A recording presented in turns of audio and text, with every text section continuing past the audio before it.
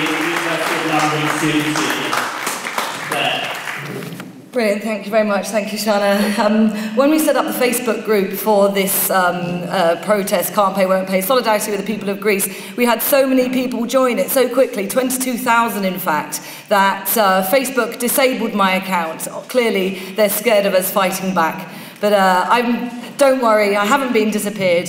I'm back and I'm here to fight. So whether you found out about this meeting through Facebook, through a flyer, or through your friend, it's great to see so many new faces here tonight.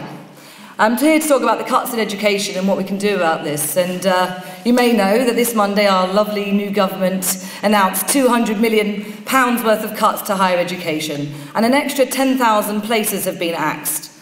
And the amount of management doublespeak that they talk about is enough to confuse anybody. We have to be sharp to see them coming. When they say rationalisation, they mean cuts.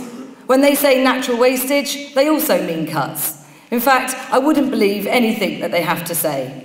And don't believe your director when he, or occasionally she, tells you that they can't do anything about it, because they can. They sit on all sorts of academic boards, and they can express the wishes of the students, and they can argue for more funding, they can reallocate resources, and all sorts of things. There are some that may argue that we should only be lobbying MPs, that protesting is too radical.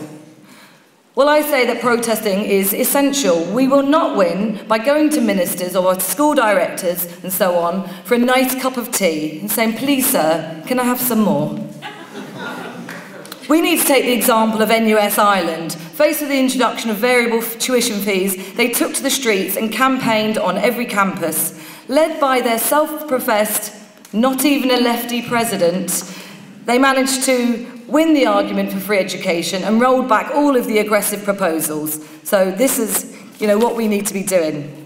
Don't be intimidated by your management. As students, we have the right to protest. And what other time in our lives can we be as radical, enthusiastic and inspiring as when we are students? It's our protest that lends support to our lecturers. If they see us taking the lead, they will gain confidence and also join us. And we need to transform our unis by making our unions political. From here, we can start questioning why is so much money being spent on war, on Trident, on the bankers and so on, when they could be spending it on education. I've changed my speech a bit, so here.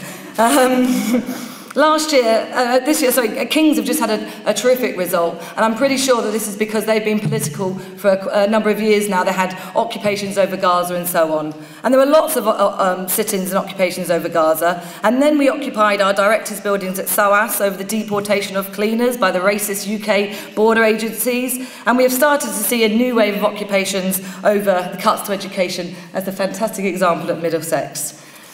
They talk about axing all sorts of non-quantifiable subjects, philosophy and many other arts and humanities subjects being them. And what do they mean by this rate of return? They're prioritising all the business management in China, business management in Japan, at SOAS this is, prioritising those over these ones that they can't see any immediate return on. And I don't think it's a coincidence. Of course they don't want us to think about how to change the world. They want a whole army of non-thinking worker bees. Well, we are not going to be turned into mindless robots. As the Irish Students' website says, education is a benefit both to the individual and to society. And what better rate of return can we get than that? And more than that, education is not just what we are taught in the classroom. Often we learn more on the picket lines and on demonstrations than we learn in our lessons. So I say get out there and demonstrate. And of course, this is not just about course cuts and job losses. These issues are totally political. When management at Middlesex decided to, suspend and harass and intimidate the students, the protest turned from economic issues into political issues. We need to be asking, what sort of education do we want?